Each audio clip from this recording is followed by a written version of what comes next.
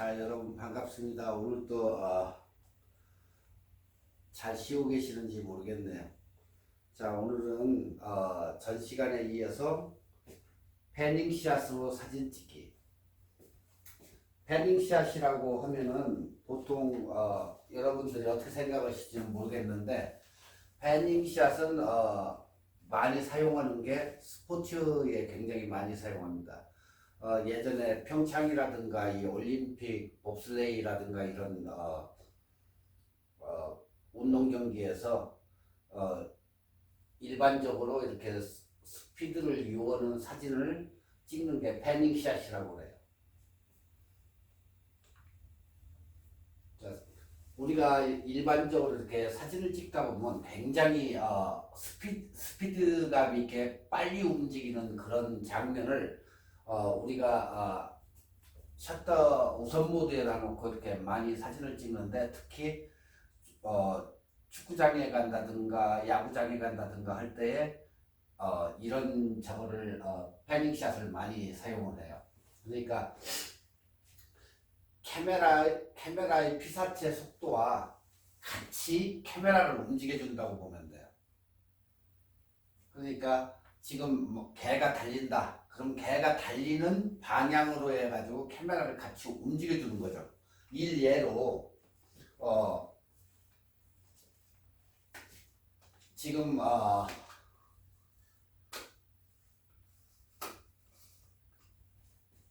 지금 일례로 이렇게 개가 저쪽으로 달리고 있는데, 가만히 이렇게 일반적으로 우리가 찍을 때에는 스피드만 그냥 올려가지고 그냥 찍죠. 그게 아니고 스피드감도 있고 역동적이게 찍고 싶어 할 때에는 같이 개가 가는 달리는 방향으로 움직여주면서 찍는 거예요.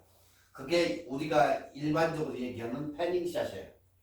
그러니까 뭐 축구가 됐건 경마가 됐건 사이클이 됐건 모든 움직이는 물체를 그냥 따라가면서, 그러니까 영화 촬영을 할 때도 이걸 많이 써요. 같이 따라가면서 피사체를 이렇게 찍는다고 보시면 돼요.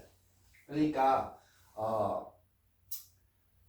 유리연접이 있는 것은 단렌즈보다 망원렌즈가 더 유리하다는 거예요, 이게. 그러니까 이렇게 뭐 사이클을 탄다든가, 사이클 타고 갈 때 그냥 찍는 것보다 같이 역동적이게 이렇게 카메라를 움직여가면서 같이 찍어주는 거죠.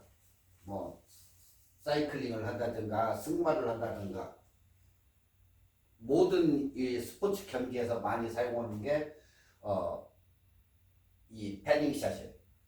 항상 사람들이 물어보는 게 패닝샷이 도대체 뭐죠 묻는데, 패닝샷은 그냥 피사체와 일률적으로 같이 움직이면서 자동차가 가는 것도 그렇고 기차가 움직이는 것도 그렇고 모든 피사체가 움직이는 것을 갖다가 역동적으로 찍기 위해서 같이 움직여주면서 찍는 게 패닝샷이다, 이렇게 보면 돼요. 지금 이 사진을 이렇게 보면은 2층 버스인데, 2층 버스를 타고 가면서 찍었을 때는 역동적으로 이렇게 움직이는 물체가 이렇게 움직이게 보이죠. 이런 샷을 찍기 위해 가지고 패닝샷으로 촬영을 하는 거예요. 그러니까 움직임을 더 강조를 한다, 이렇게 생각하면 돼, 결론은. 그러니까 모든 물체를 갖다가 피사체보다도 역동적일 수 있는 그 뒷배경이나 이런 거 배경을 갖다가 더 역동적이게 움직임을 더 강조를 한다든가 이런 때 이렇게 사용을 하면 돼. 지금 이 자연 사이클링 하는데도 뒤쪽 배경이 어때요? 굉장히 엄청나게 달리는 것 같죠? 이런 식으로 만드는 거예요. 그러니까 더 스피드감이 있게 만드는 거죠.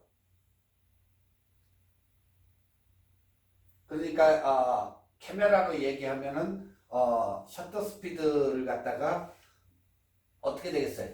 늦추면 늦출수록 더 역동감이 나겠죠. 빠르면 정지 상태로 찍히니까 셔터 스피드를 아래로 다운시키는 거예요. 그러면 굉장한 역동감이 더 많이 배가 되는 거죠.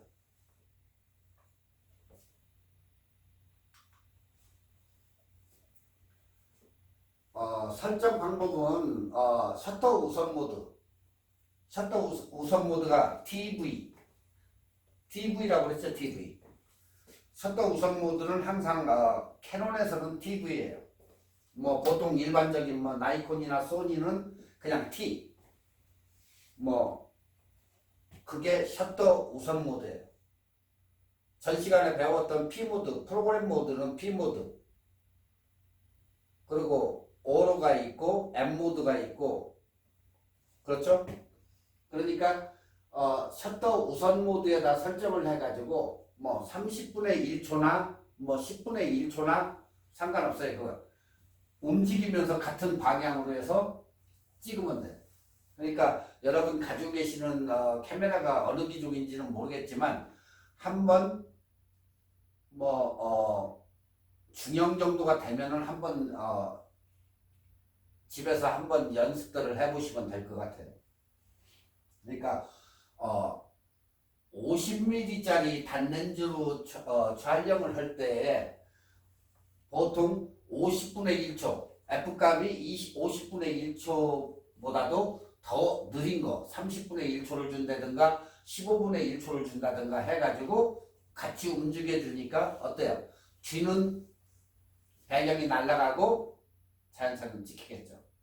그런 식으로 해서 이렇게 찍는 거예요.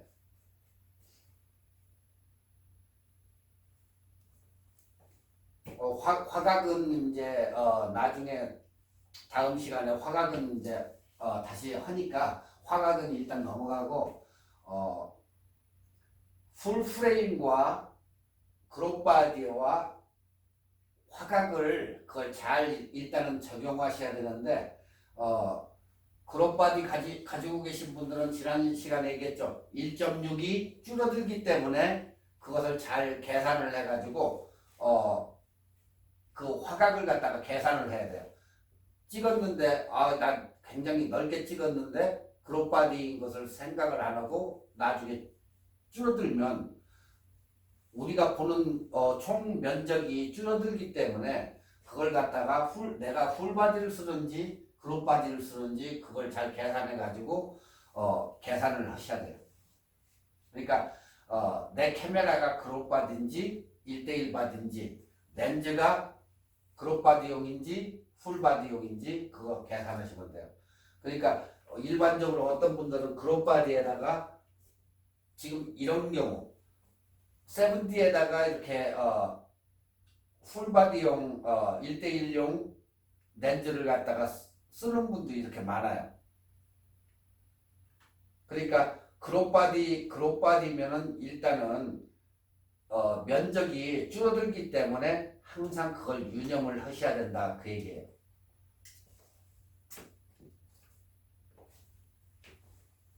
그러니까 보통 나이콘 그룹바디 1.5배, 캐논은 1.6배. 왜 그러냐면 센서의 차이가 얼마나 저거 하느냐에 따라 가지고 이게 줄어드는데 나이콘은 센서가 어때요? 그룹바디가 1.5예요. 그렇지만 캐논 것은 1.6배 센서를 보유하기 때문에 그 줄어드는 양을 항상 머릿속에 계산을 하고 그룹바디 가지고 계신 분들은 그걸 환산을 하시면 돼요. 지난번에 전 시간에 얘기했듯이 렌즈가 50mm면 1.6을 빼면 캐논이었을 때 1.6을 빼면은 35mm 밖에 안 나온다고 그랬죠. 그 얘기예요, 이게. 실제 화각이 줄어들기 때문에. 그래서 전 시간에 이건 배웠기 때문에 굳이 뭐 여기서는 설명을 안 해도 아실 것 같아요.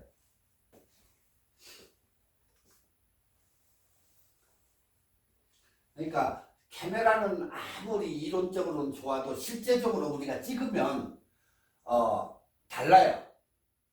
그러니까 자주 찍어보고 이것을 갖다가 활용을 해보는 사람들은 거기에 유수드가 돼가지고 굉장히 잘하는데 그것을 자주 안 접해보고 카메라를 안 만져보던 분들이 자꾸 만지려고 하면 이거 어디지 하면 그 장면이 지나간다든가 하면 안 되겠죠. 그래서 자꾸 카메라를 만지고 연습을 해야 된다는 얘기가 거기서 나오는 거예요. 그러니까 자꾸 이 패닝샷이라든가 이런 것을 자꾸 연습을 해봐야 됩니다, 이게. 자, 카메라는 패닝샷 촬영 방법은 정확하게 카메라 모드는 셔터 우선 모드 보통 카메라에 보면 TV라고 적혀 있어요. 뭐 T라든가 TV 그게 같은 셔터 우선 모드이기 때문에 그것을 놓으시고 ISO는 어때요? 셔터 스피드가 떨어지기 때문에 100 정도면 좋겠죠? 올려가지고 굳이 올릴 필요가 없잖아요. 만약에 셔터 스피드가 많은 걸 요할 때는 ISO가 올라가야 되지만 지금 이 상태에서는 셔터 스피드가 아래로 떨어뜨려야 되기 때문에 굳이 높일 이유가 없다는 거예요. ISO를. 그러면 ISO를 항상 100 정도. 그러면 선명한 사진은 어떻겠죠? 여기 플러스 조리개를 쪼여주면 선명한 사진이 나오겠죠. 그리고 드라이브 모드는 고속 연사나 연속 촬영. 뭐 골프 칠 때 연속 촬영하죠. 우리가 짝짝짝짝 이렇게 32방 뭐 이렇게 찍는 스타일로 찍기 때문에 연사 촬영이라고 그래요. 그거로 연속 촬영. 드라이브 모드는 고속으로 놓으시면 돼요. 그리고 셔터 스피드는 화각을 기준으로 해서 세팅을 하시면 돼요. 그리고 일단은 죄송합니다. 일단은 반셔터 피사체가 움직이는 그 방향으로 해가지고 반셔터를 딱 눌러요. 그래가지고 움직이면서 누르면 돼요. 그러니까 항상 반셔터를 누르면 어떻게 되죠? 초점이 일단은 맞아지는 거예요. 그리고 쫓아가면서 눌러주면 되는 거죠.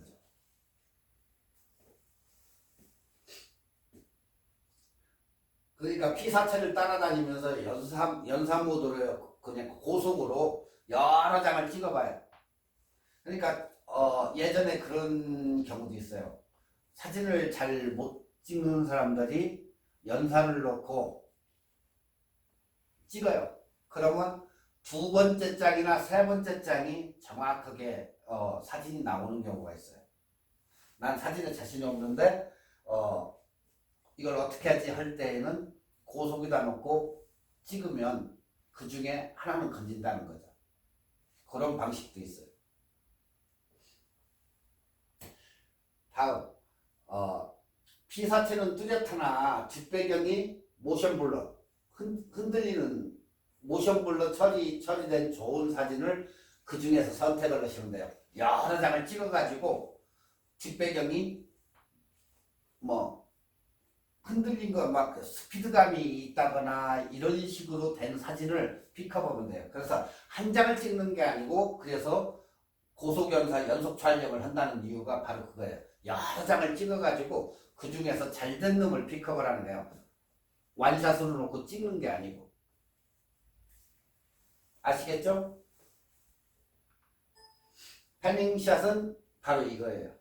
그러니까 나중에 차를 찍는다든가 아니면 스포츠 뭐 여기 동네 운동회라든가 뭐 어디 가가지고 이렇게 뭐 개 같아 공원에서 달린다든가 할 때에 같이 ISO 100을 놓고 스피드는 뭐 30분의 1이나 40분의 1초 놓고 뭐 단렌즈도 상관없으니까 망원 렌즈면 굉장히 유리해요.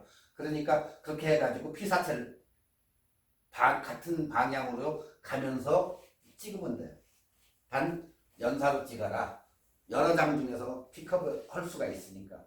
아시겠죠?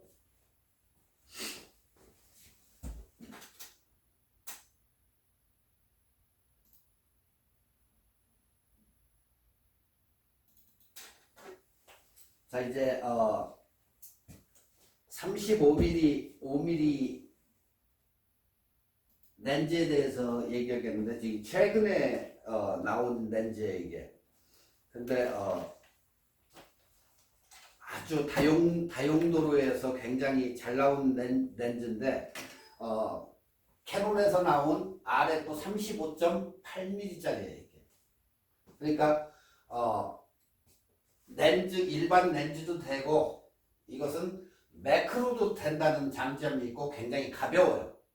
보통 일반 카메라들은 렌즈가 굉장히 고급형들은 이렇게 빨간색으로 돼가지고 L렌즈라고 그러는데 이 렌즈에 군이 많기 때문에 무겁고 수치를 줄인다겠죠.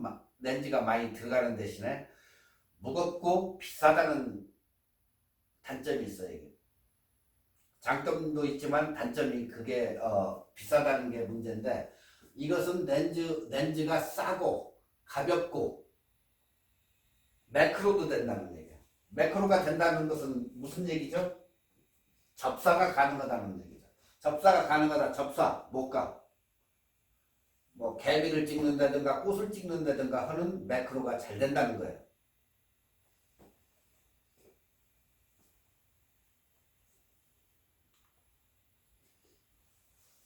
캐논 35mm 렌즈, 캐논 렌즈 중 최고의 렌즈라고 얘기를 해요. 이 렌즈를.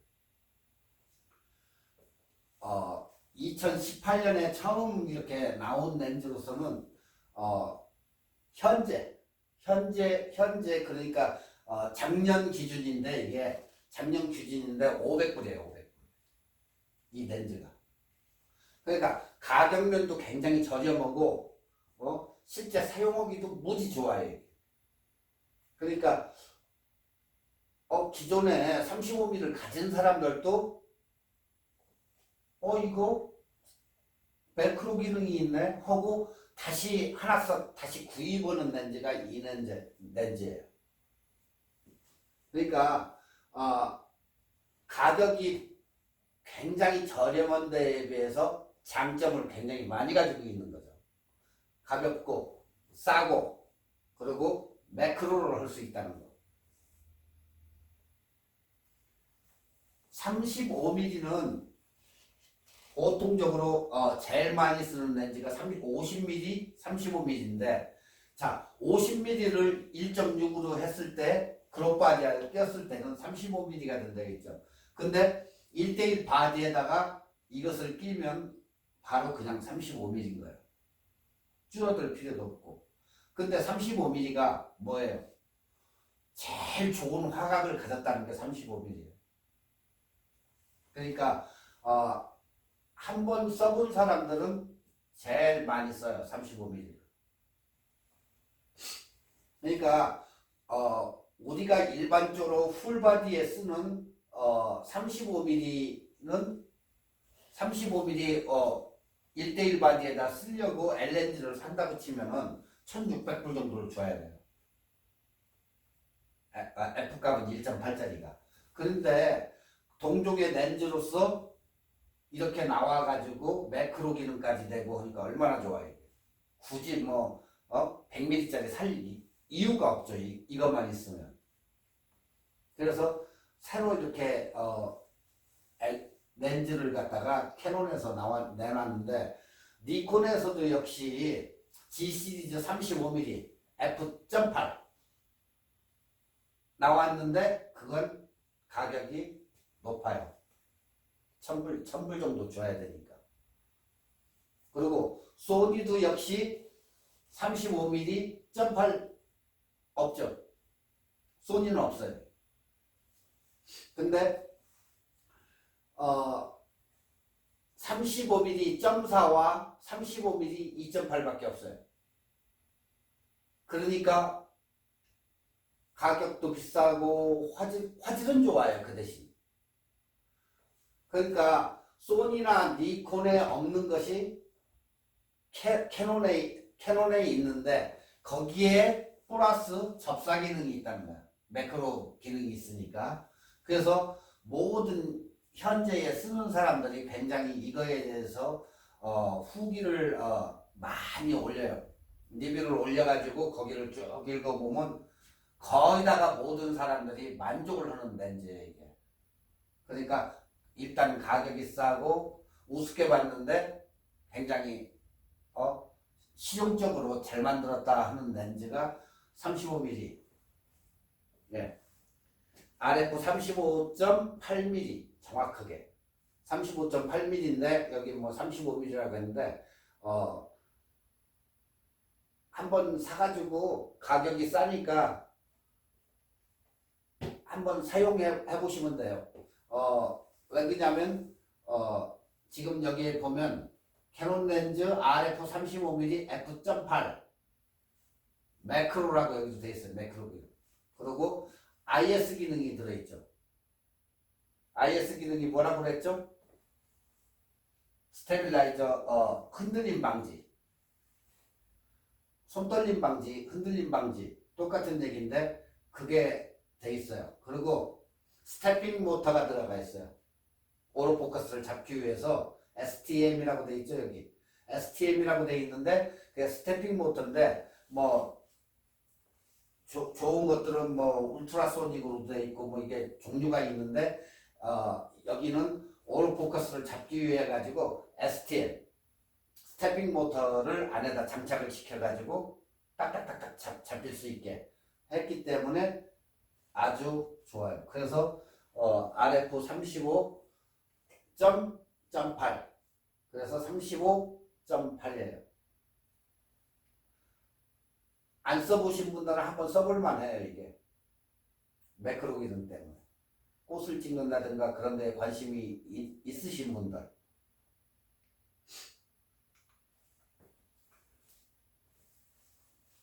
모든 사람이 STM 하면 보통 렌즈에 보면은 STM이라고 이렇게 써져 있어요. 그러면 STM이 도대체 뭐냐고 꼭 물어요. STM. 그 STM이 뭐죠? 물어보는데 그 모터 인사이드에 이렇게 이렇게 우리가 반차단을 누르면 초점이 자동으로 탁탁 잡아지죠. 자기가 거기에 들어간 렌즈를 얘기하는 거예요. 렌즈. 스태핑 모터.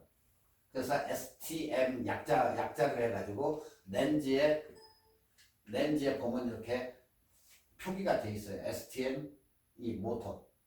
렌즈가 굉장히 작은 렌즈인데도 이 모터가 그 안에 들어가 있어요. 그러니까 STM 오로포커스 AF를 잡기 위해서 내장되어 있는 모터구나 이렇게 생각하시면 돼요.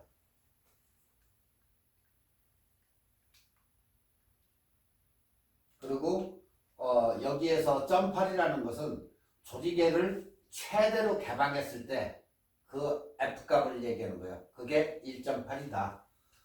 1.4, 1.2 지금 이 렌즈 정도 되는 게 1.2인데 1.2는 어때요? 저 렌즈보다 0.8보다 렌즈가 수치가 F값이 아래로 내려가면 내려갈수록 렌즈가 더 밝다는 얘기예요. 그러니까 1.8보다 1.4가 렌즈가 밝고 그 아래로 1.2가 더 밝다. 그렇게 되는 거예요. 그러니까 그렇게 생각하시면 되고.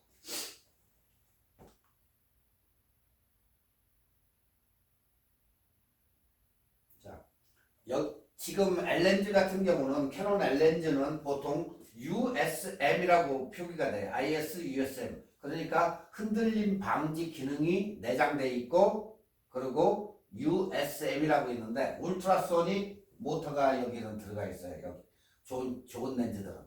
그러니까 아까는 STM이지만 이 L렌즈 고급형에는 거의 다 울트라소닉 모터가 들어가 있고 그 다음에 STM 같은 경우는 그보다 이제 조금 한 단계 왜 가격이 싸니까 한 단계 좀 낮춰가지고 STM 모터가 들어가가지고 오로포커스를 잡을 수 있게 그렇게 했는데 울트라소닉이라는 것은 결국에는 초음파 모터예요. 초음파 모터가. 그러니까 보통 우리가 쓰는 캐논 가지고 계신 분들은 거기다가 L렌즈를 많이 사용하는데 L렌즈 속에는 초음파 울트라소닉 모터가 내장되어 있다 이렇게 보시면 돼요. 그리고 좀 가격군이 좀 싼 렌즈들은 STM이 굉장히 많이 내장돼 있어요. 그리고 렌즈는 9군에 11매 10 이렇게 렌즈가 렌즈에 따라 가지고 요 안에 몇 개가 들어가냐에 따라 가지고 뭐 9군, 10군 뭐 해가지고 몇 매냐 해가지고 이런 식으로 이렇게 수치를 잡아주기 위해서 렌즈가 이렇게 많이 들어가 가지고 최고로 좋은 상이 초점을 딱 맞춰가지고 상이 나타나기 날 때 그걸 수치를 맞추기 위해서 카메라가 비싸고 렌즈가 싸고 그렇게 되는 거예요. 그러니까 여기에다가 특수 렌즈를 많이 집어넣으면 어떻게 되겠어요? 비싸지겠죠. 그래서 렌즈 하나에 1600불, 2000불 이렇게 가는 거예요. 그러니까 35mm를 안 가지고 계신 분들은 굳이 비싼 렌즈를 쓸 필요 없이 뭐 499불 정도면은 굉장히 괜찮은 렌즈이기 때문에 한번 사용해 보셔도 돼요. 왜? 35mm는 그냥 말 그대로 우리가 얘기하는 황금 화각이라고 하니까 아무 데고 다 돼요. 35mm. 화각도 좋고 뭐 인물도 찍을 수 있고 경치도 찍을 수 있고 모든 걸 다 찍을 수 있기 때문에 상당히 괜찮은 렌즈다. 35mm. 또 많이 선호도 35mm를 많이 선호하는 사람들이 많아요. 근데 거기 플러스 매크로 기능이 있다. 굉장히 이거 가벼워요. 그러니까 카메라에다 장착하면 굉장히 여성분들한테도 굉장히 유리한 그런 렌즈예요. 아시겠죠? 이게 RF 35.8 그 렌즈예요. 그러니까 상당히 좋게 나온 렌즈이기 때문에 한번 사용해 보시면 여러분들한테 큰 도움이 될 거예요.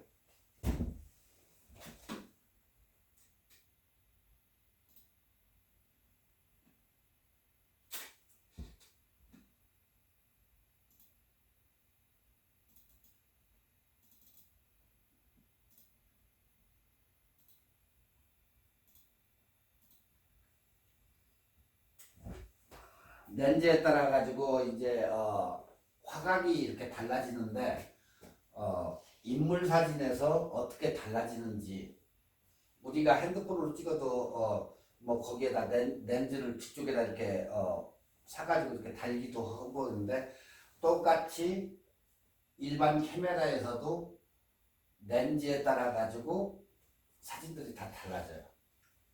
자 보시면 전 시간에도 한번 했지만은 망원 렌즈와 표준 렌즈와 관광 렌즈로 렌즈는 구분을 한다고 그랬죠. 세 가지로 해서 구분이 되는데 우리가 표준 렌즈의 중심점을 두는 데가 50mm라고 그랬어요. 50mm. 위로 50mm 위로 올라가면 약간 망원 렌즈다 이렇게 보고 아래로 내려가면 관광 렌즈라 이렇게 얘기를 해요. 관광 렌즈라고 이제 아래쪽으로 가면 뭐 어안 렌즈, 물고기 눈처럼 튀어나와 가지고 어안 렌즈다. 미국에서는 여기서는 PCI 렌즈라고 이렇게 부르는데 표준 기준점이 50mm다 이렇게 보시면 돼요. 50mm인데 화각은 48, 광각은 104. 자, 48하고 104하고 그 구분을 이렇게 해보면 화각이 어때요? 굉장히 넓겠죠. 그렇지만 50mm는 이 정도로 줄어들겠죠. 당연히 줌 렌즈는 또 이렇게 줄어들고. 근데 우리가 인물 사진에 최고 적합한 렌즈가 85mm인데 85mm도 단렌즈나 마찬가지예요. 표준 렌즈 단렌즈인데 약간의 망원기가 있기 때문에 뭐 망원이라고 부르진 않아요. 85mm는 그냥 표준 단렌즈보다 조금 큰 사이즈예요. 거기까지가. 그걸 넘어가면 망원기가 있지만 그 70mm가 넘어가면은 다 다 뭐라 그래? 망원 렌즈라고 그러죠? 85mm는 그냥 망원기가 있지만은 그냥 표준 렌즈로 들어가요. 그리고 이제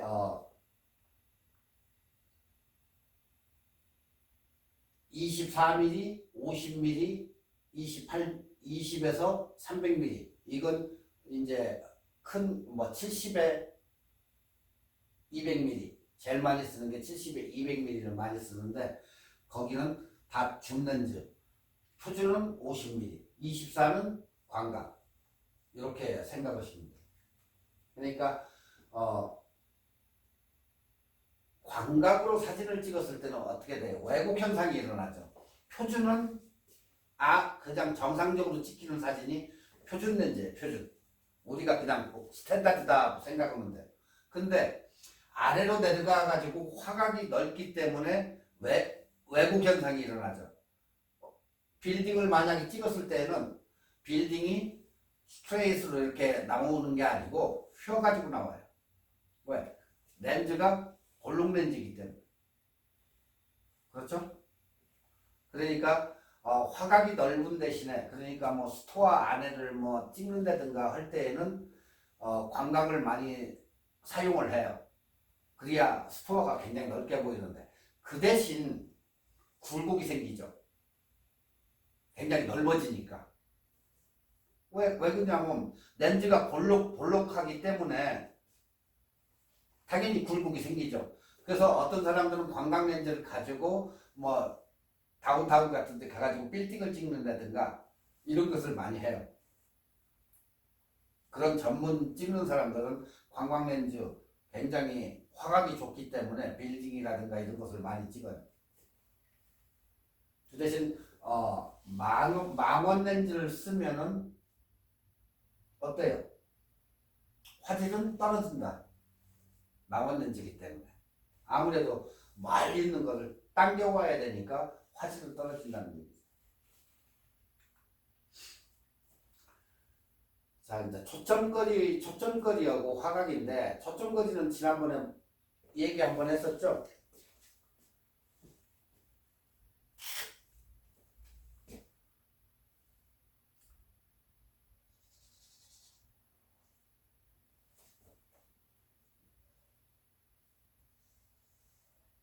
렌즈. 휘사체와 렌즈가 있는데, 이렇게 생기죠, 이렇게. 이 렌즈 여기에서 여기까지, 여기가 초점거리라고 그랬죠? 초점거리. 그러니까, 렌즈를 통해 가지고 상이 모이는 지점. 여기가 초점이에요. 초점. 그리고 렌즈에서부터 상이 맺히는 데까지가 초점거리. 요걸로 따지는 거예요. 초점거리. 그러니까 어느 렌즈든지 간에 만들어내는 사진에 촬영 화각이 있어요.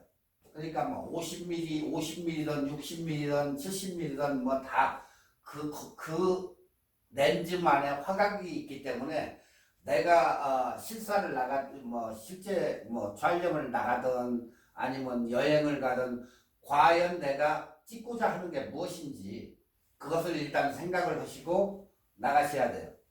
그러니까 렌즈가 많이 안 가지고 계신 분들은 그런 선택의 초이스는 없겠지만 내가 프랑스를 놀러 간다 뭐 한다 할 때에는 어떻게 했어요? 뭔가 하나는 초이스를 해가야 되잖아. 그래서 거기다가 가가지고 망원 렌즈를 가져갈 수는 없잖아. 무거운데. 그래서 보통 사람들이 어떤 사람들은 이사에 70mm 번들 가지고 간다든가 아니면 35mm를 가져간다든가 50mm를 가져간다든가 이렇게 자기가 찍고자 하는 의도에 따라 가지고 렌즈를 선택을 해가지고 가져가는 거야. 만약에 아까 같이 35mm를 가져간다. 그러면 화학도 어느 정도 넓어지고 모든 걸 다 찍을 수가 있죠. 그렇기 때문에 굉장히 이득이지. 35mm나 50mm. 자, 50mm 렌즈는 화각이 약 46이에요. 46도. 렌즈는 도로 표시를 하기 때문에 도.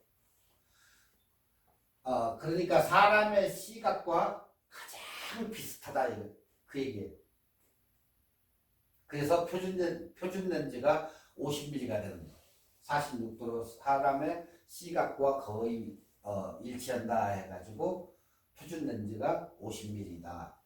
그리고 35mm 정도 이하를 아까 얘기했듯이 관광 렌즈라고 부르고 80mm 이상을 망원 렌즈 초점이라 부른다. 부르는 걸 얘기하는 거예요, 그냥.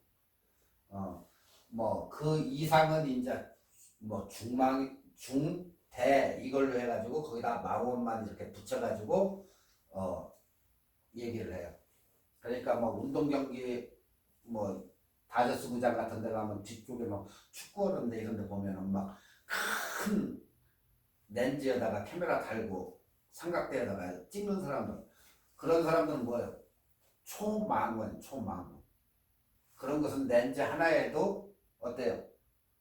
4만 불, 5만 불 이렇게 가는 그런 렌즈를 가지고 찍어요. 우리처럼 이렇게 뭐 작은 이런 렌즈를 사용하는 게 아니고 그 사람들은 대포통 많은 그런 렌즈를 사용하는데 그건 가격이 무지 비싸다고.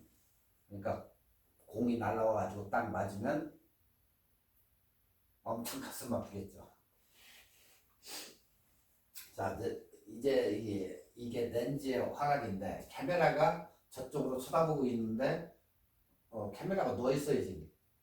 자, 8mm 렌즈는 180도 화각. 그럼 180도면 거의 이런 정도. 자, 어디에 좋겠어요? CCTV에는 이런 정도 8mm 집 가정용 도둑잡기 해가지고 쓰는데 이런 건 굉장히 좋겠죠. 와이드하니까. 8mm는 180도의 화각을 가지고 있고, 그 다음에 24mm는 84도, 50mm는 46도 화각, 135mm. 한국 분들이 제일 예전에 많이 좋아들 많이 했는데 요즘은 뭐 많이 줄어든 것 같아요. 135mm 렌즈는 18도 화각, 200mm 정도는 12도 화각을 가지고 있어요. 근데 이제 그 중형으로 올라가서 500mm짜리 정도 되면 5도예요. 그러니까 굉장히 이게 작죠. 화각이 넓은 거에서부터 굉장히 줄어든 거죠. 대충 이런 스타일이 있다 이렇게 생각하면 돼. 표준 렌즈는 인간하고 거의 비슷한 화각은 50mm 화각이다. 이해들 하시죠? 렌즈의 화각 표시예요. 자, 여기에서 이렇게 사진을 렌즈를 통해 가지고 이렇게 볼 때 찍히는 이제 저건데, 자, 망원 렌즈를 망원기가 이씨 넓게 가면은 심도가 어떻게 돼요? 멀고 망원이기 때문에 심도가 짱 하고 나타나는 사진이 아니고 약간 흐리멍텅한 사진이 되기 때문에 뭐라고 그래요? 우리가 심도가 얕다. 그 대신 가깝게 찍고 화각이 좋기 때문에 심도가 깊다고 하는 거예요. 그러니까 우리가 일예로 사진을 찍었는데 굉장히 깨끗하고 좋게 나왔다. 거리가 일단은 가깝고 화각도 굉장히 좋고 이런 때를 우리가 심도가 깊다고 보고, 망원기가 있는 사진은 이렇게 굉장히 어때요? 멀고 화각도 작기 때문에 거리가 당연히 멀어지는 거죠. 그러니까 가까이서 찍으려고 보니까 사람을 전신에 이렇게 넣어가지고 촬영을 해야 하는데 조금만 뒤로 가면 갈수록 어때요? 심도가 얕겠죠? 그러니까 자꾸 뒤로 멀어지기 때문에 심도가 얕은 거예요. 가까이 가면 갈수록 심도가 깊어지는 거죠. 왜? 가까우니까 피사체하고. 그러면 아래쪽에 있는 망은 아래쪽에 있는 관광렌즈 쪽이 심도가 깊을까요? 아니면 얕을까요? 당연히 심도가 깊죠. 망원으로 가면 갈수록 심도가 얕고 표준 지나가지고 광각으로 갈수록 화각도 좋지만은 굉장히 심도가 깊어지는 거예요. 그러니까 20mm나 35mm 아까 얘기했던 캐논 35mm 같은 거 그런 렌즈들은 어때요? 심도가 굉장히 깊은 렌즈들이에요. 그래서 사진을 이렇게 보면은 굉장히 깨끗하고 잘 나오는 게 약간 아래쪽 50mm 아래쪽에 사진들이 깨끗하게 잘 나오는 거예요. 이제 이해하셨죠? 렌즈에 대해서.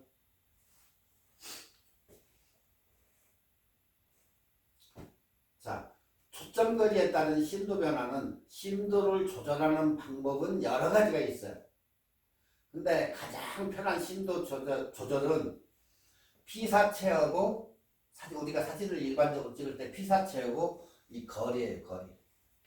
자꾸 멀리 가려고 하지 말고 가까이에서 찍어야 돼요. 가까이 가다 보니까 잘릴 수도 있죠. 그렇기 때문에 광각을 사용한다. 쉽잖아요. 광각을 사용하면 사진이 잘 나온다. 그 대신 피사체하고 굉장히 가까워질 수 있다.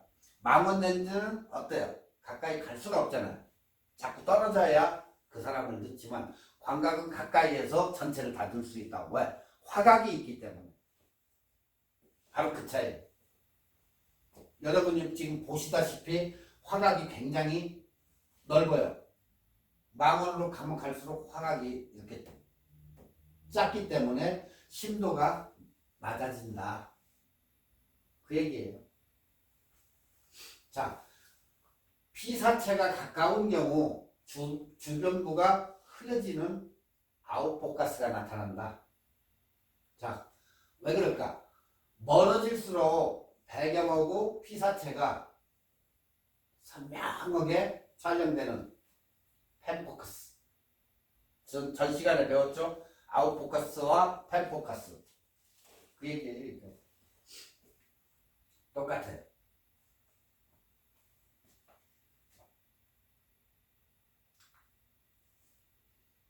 자, 이제 렌즈의 이제 삼총사라고 부르는 렌즈인데 지금 이렇게 보시면은 24mm, 아까 얘기한 35mm, 그리고 16에 35mm. 이건 번들 렌즈예요, 번들 렌즈. 그러니까 이건 35mm만 고정되어 있는 거, 24mm 고정되어 있는 거.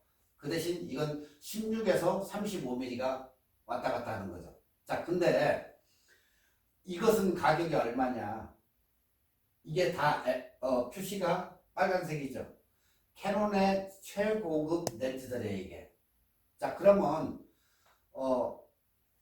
돈에 뭐 구애를 안 받는 분들은 뭐 그냥 사도 상관 무방해요.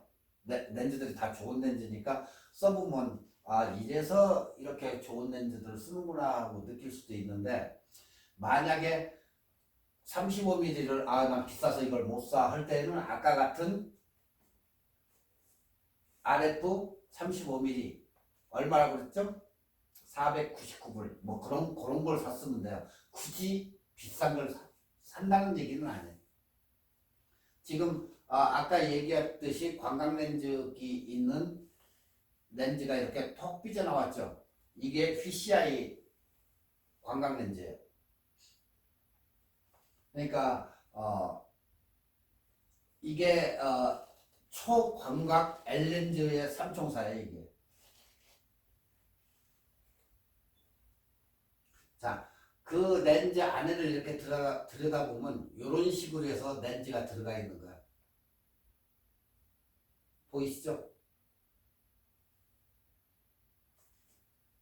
이게 UD 렌즈라고 하는데 비구면 렌즈라고 불러요 우리가.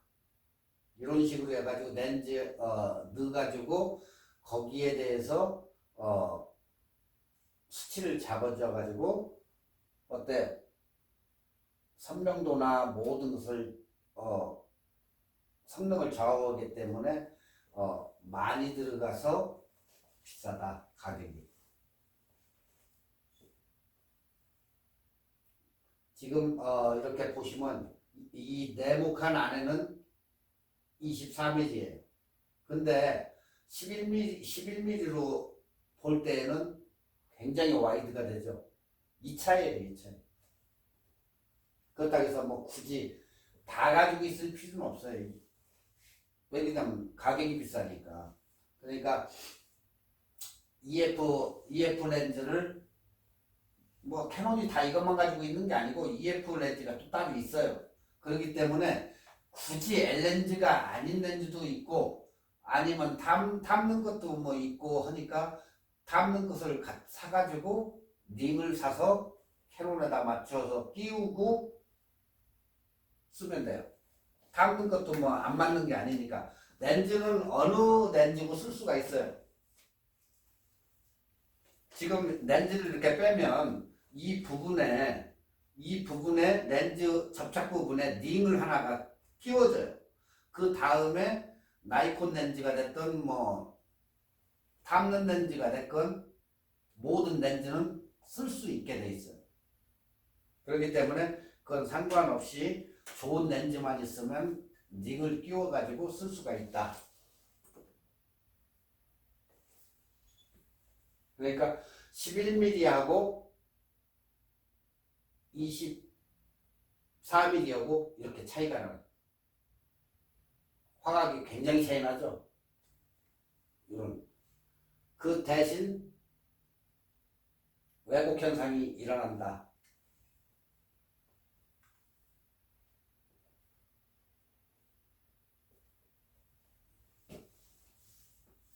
자, EF 13mm 이 렌즈는 렌즈 부분이 구슬을 닮았다 이렇게 구슬이라고도 불러요. 한국에서는 그냥 자기네들 그냥 뭐라고 자기네끼리 부르는 용어 은어죠 은어.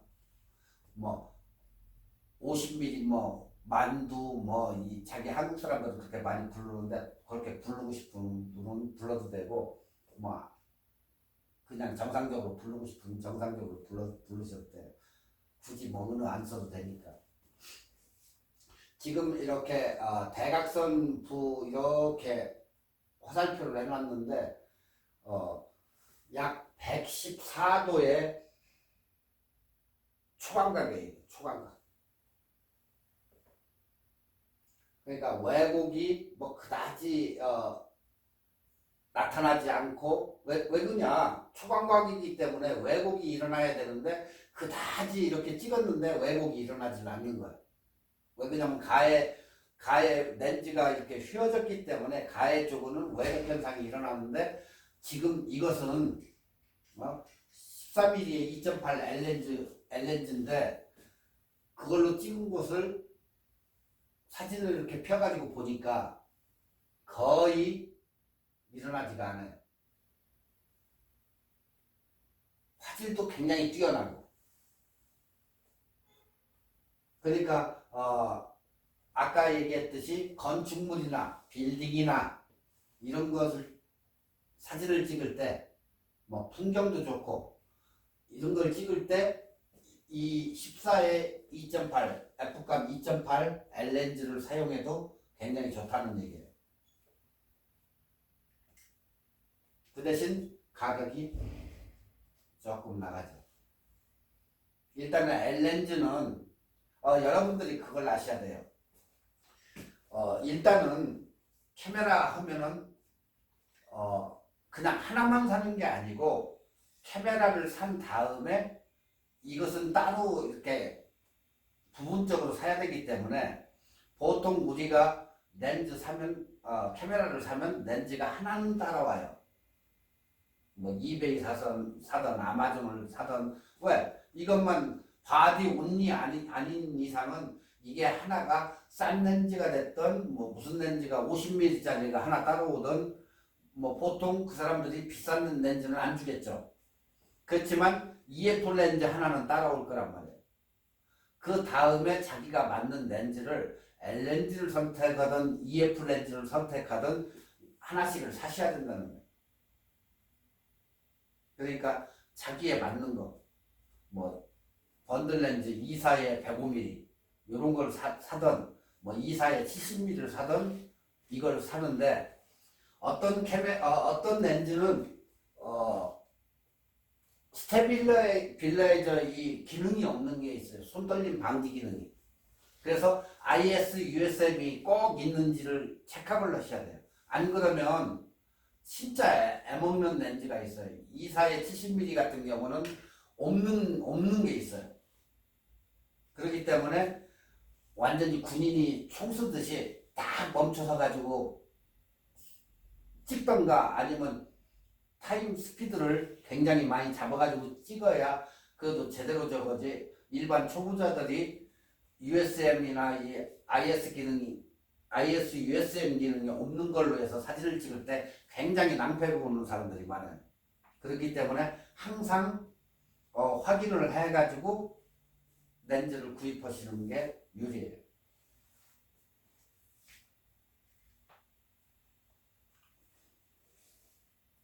지금 14mm로 찍은 렌즈예요, 이게. 14mm로 찍었는데 뭐 그다지 이렇게 굴곡이 있다든가 이게 없잖아요. 선명도도 있고. 풍경사진 찍었는데도 화각이 굉장히 넓죠. 엄청 넓은 거예요, 이거. 아까 몇 도라고 했죠? 118? 114도. 114도이기 때문에 초광각이면서 굉장히 화질도 좋고 화각도 굉장히 넓어서 풍경사진에도 굉장히 보세요. 굉장히 넓게 나오잖아요. 빌딩. 풍경사진에도 적합하다. 13mm.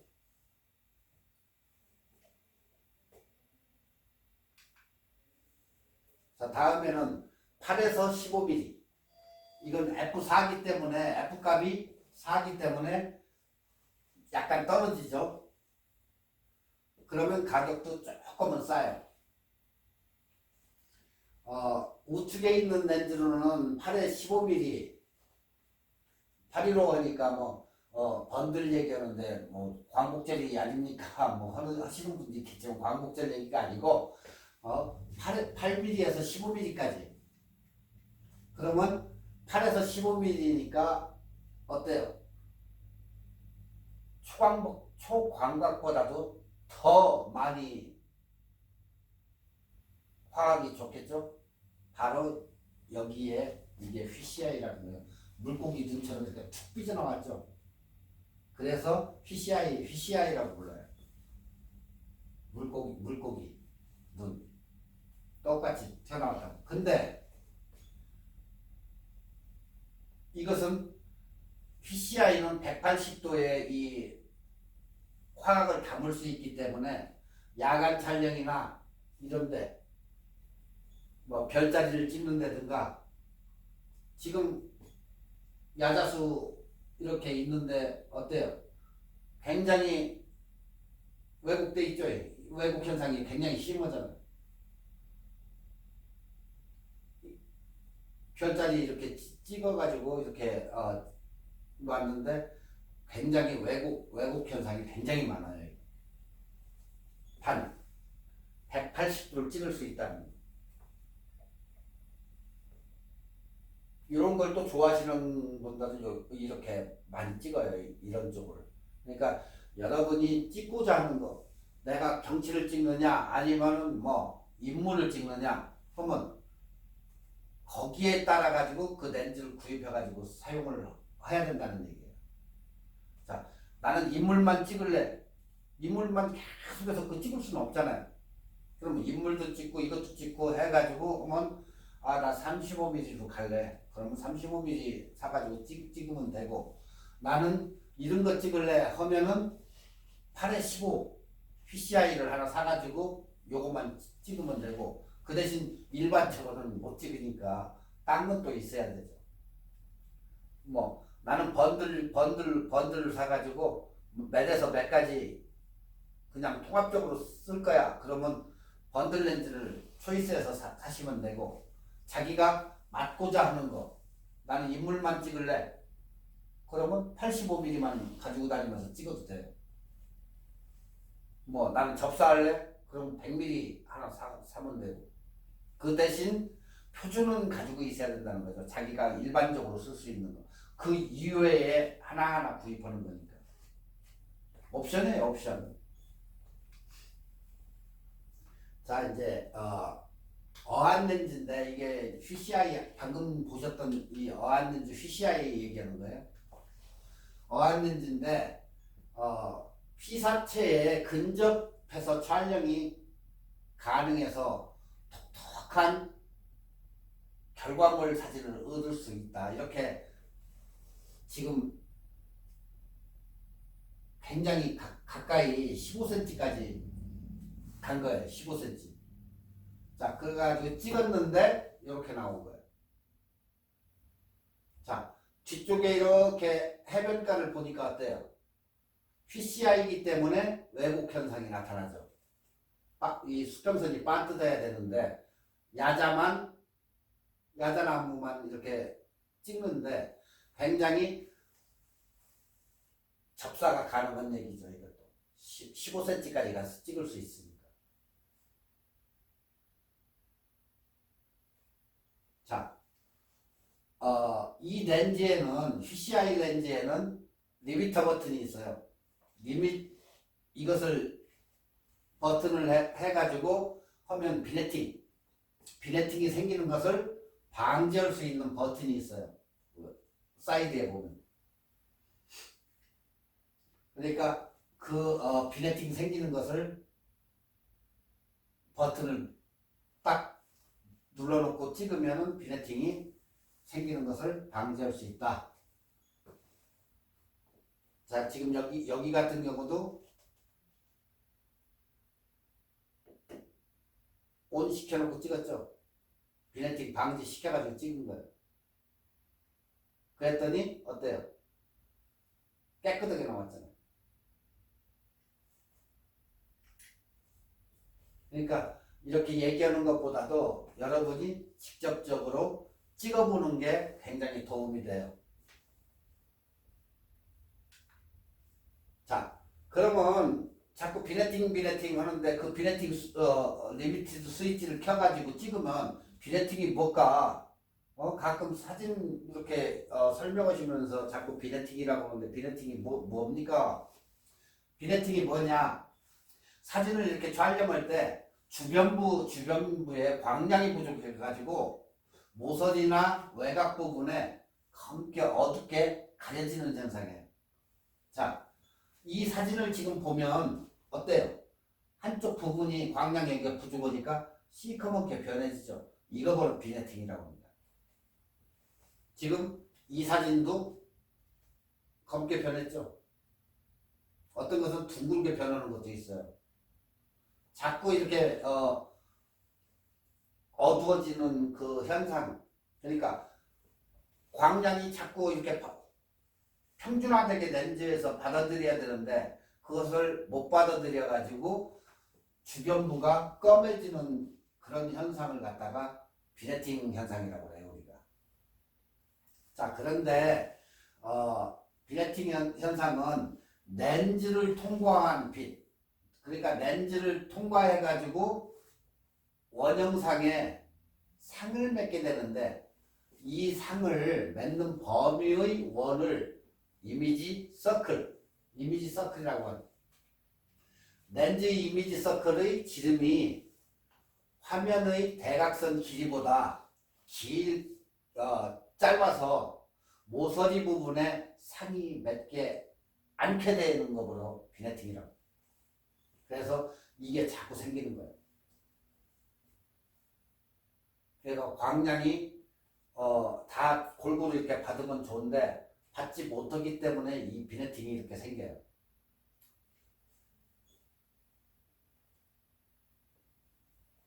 그러니까 어떤 사람들은 이것을 굉장히 좋아하시는 분들이 있어요. 또 아니면 사진을 뭐 일부러 이렇게 비네팅 처리를 해요. 우리 프로그램에 가가지고 뭐 포토샵이나 포토스케이프 같은 데 가면 나부터도 뭐 인물 사진 찍어놓고 이렇게 검은 부분을 싹 이렇게 넣어주던가 흰색으로 하는데 그 비네팅을 시키는데 그것도 뭐 단계가 있어요. 그 포토스케이프 뭐 비네팅이 이렇게 자동으로 해줘가지고 좀 멋을 내가지고 하는데 어떤 사람들은 의도적으로 이렇게 연출을 하는 사람도 있어요.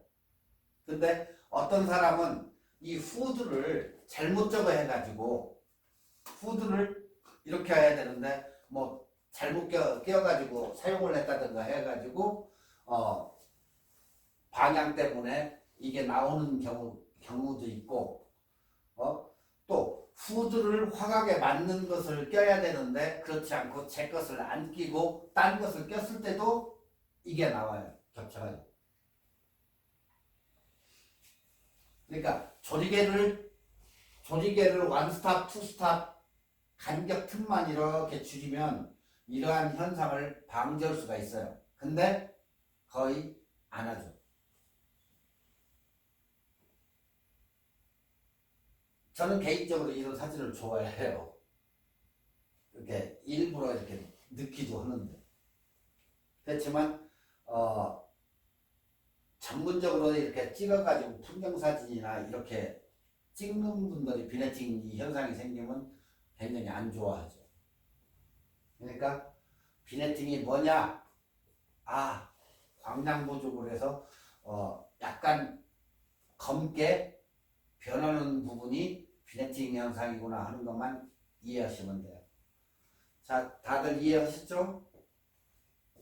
뭐 여기 계셔야 질문을 받고 올 텐데 다들 지금 인터넷으로 수업을 하니까 어떻게 질문도 못 받고 그렇기 때문에 만에 하나 저기 학교로 전화하시면 돼요. 만약에 질문이 있으시면 항상 전화하시면 돼요.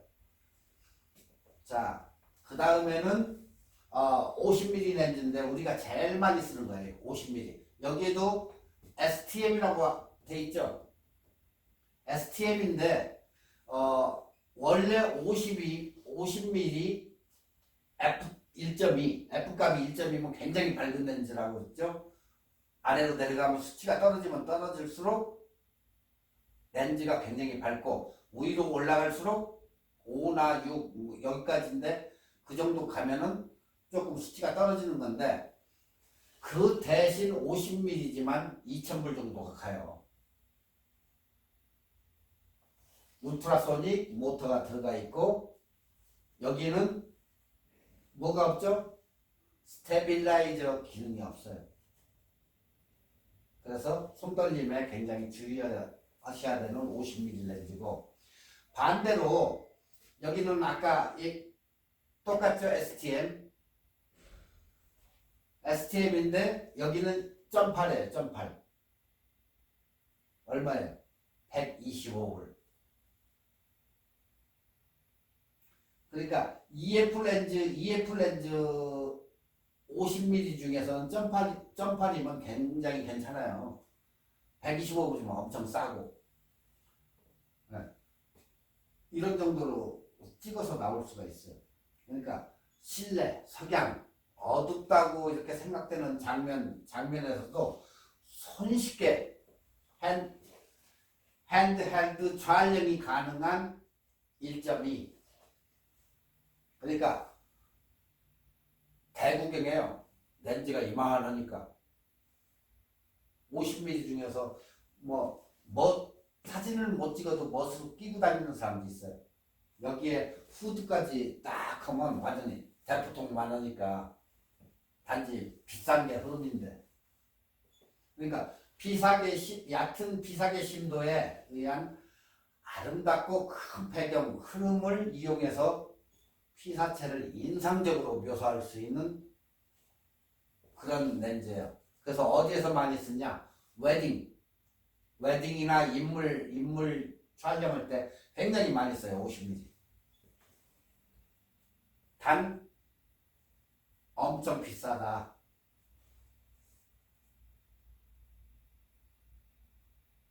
비싸요. 굉장히 비싼 편이에요. 그래서 보통 웨딩 하는데 이런 데 가면 거기다가 50mm를 많이 써요. 그 찍는 사람들 보면. 왜 그냥 이거의 장점이 콘트라스트의 샤프함 그런 것을 굉장히 잘 묘사하게 이렇게 만들어낸 렌즈이기 때문에 굉장히 깨끗한 사진을 이렇게 연출할 수가 있어요. 지금 보셨다시피 아웃포커싱이 잘 되잖아요. 그리고 사진이 깨끗해요. 일단 그렇다고 해서 뭐 점팔 쓴다고 해가지고 뭐 나쁘다 그런 얘기는 안 해요. 일반적으로 뭐 쓰는 데는 지장 없고 전문으로 이런 게 좋다 그 얘기지 굳이 비싼 거 사가지고 쓰라는 얘기는 아니에요. 다음